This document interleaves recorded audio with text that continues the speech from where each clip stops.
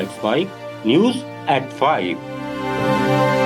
RSS प्रमुख मोहन भागवत के प्रस्तावित अमेरिकी दौरे को लेकर विवाद गहरा गया है। न्यूयॉर्क के मशहूर मेडिसन स्क्वायर गार्डन में 29 अगस्त को होने वाले उनके कार्यक्रम से ठीक पहले अमेरिका में 1000 से अधिक लोगों ने विदेश मंत्री मार्को रूबियो को पत्र लिखकर भागवत का वीजा रद्द करने और उनकी एंट्री पर बैन लगाने की मांग की है।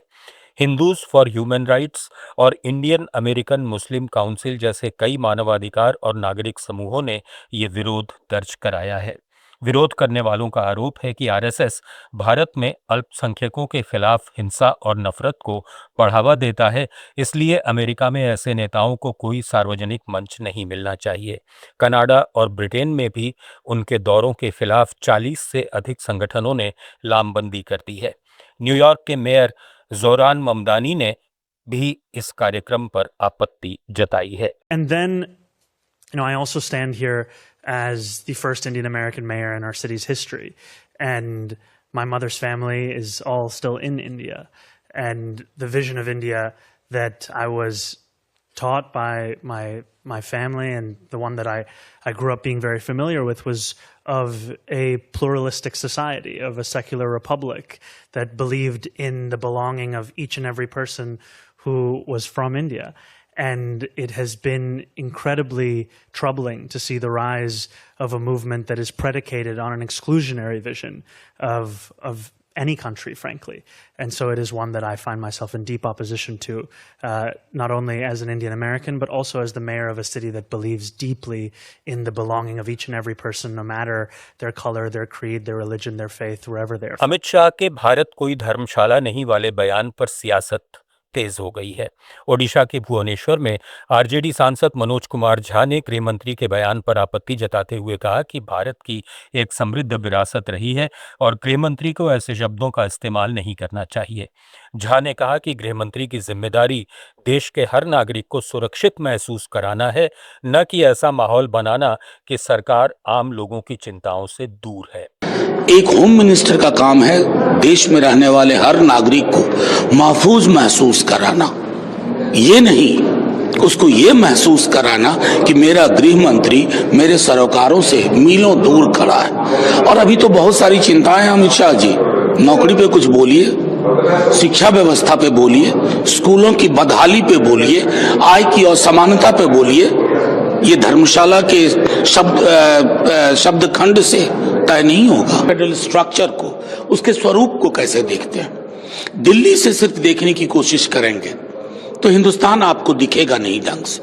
ये साइकिल अगर टूट गया वन नेशन वननेस का, फिर आगे क्या करेंगे? इसके लिए कोई व्यवस्था नहीं। लोगों की अपनी चुनी हुई सरकार का अस्तित्व फिर इंतजार करेगा अगले चुनाव का। क्या ये आपको बता दें कि गृह मंत्री अमित शाह ने एक दिन पहले कहा था कि भारत कोई धर्मशाला नहीं है और देश में रहने का अधिकार केवल नागरिकों को है।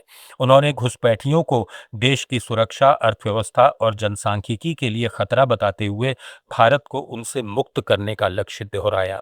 इंटेलिजेंस ब्यूरो की नेशनल सिक्योरिटी स्ट्रेटेजीज कॉन्फ्रेंस में शाह ने कहा कि आतंकवाद के 360 डिग्री नेटवर्क को तोड़ने के लिए प्रहार रणनीति को रोज की कार्रवाई में लागू करना होगा। उन्होंने बताया कि 2019 से 26 के बीच 274 भगोड़ों को विदेश से वापस लाया गया। यूपीएससी टीआरई 4 की मांगों को लेकर पटना में छात्रों पर हुए लाठीचार्ज की जेडीयू विधायक अनंत सिंह ने आलोचना की है। नीतीश कुमार से मुलाकात के बाद उन्होंने कहा कि छात्रों की मांगें माननी है या नहीं ये सरकार तय करे, लेकिन छात्रों को इस तरह पीटना सही नहीं है। वहीं नीतीश कुमार की राजनीतिक विरासत पर अनंत सिंह ने उनके बेटे निशांत कुमार को बेहतर उत्तराधिकारी बताते हुए कहा कि वे मुख्यमंत्री पद के लिए भी उपयुक्त हैं। हम कह रहे थे मांग दे चाहे नहीं दे, लेकिन जैसे मारते हैं वो नियम ठीक नहीं है।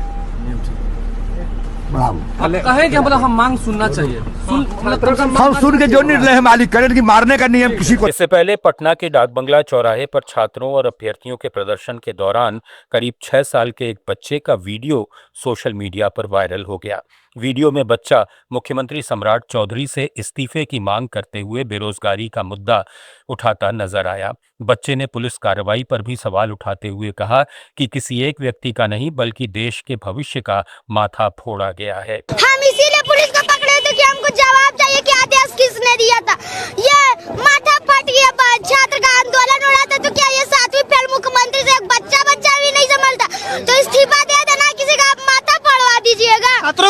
है तो हाँ, छात्र का माथा फट गया आज। हाँ, उसीलिए आज हम पूछना चाहते हैं एसपी साहब से कि आदेश किसने दिया था।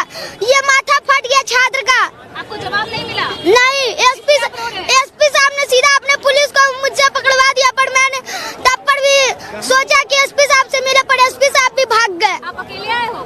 हाँ, हम तो ये बात डीएम साहब से भी जाके पूछेंगे कलेक्टेरिएट कि ऐसा नहीं डालेंगे कि हुआ सब किसके आदेश पे हुआ। अब हमको इसका जवाब चाहिए। न्यूज़ एट 5 में फिलहाल इतना ही। बने रहिए लेट्स माइक के साथ।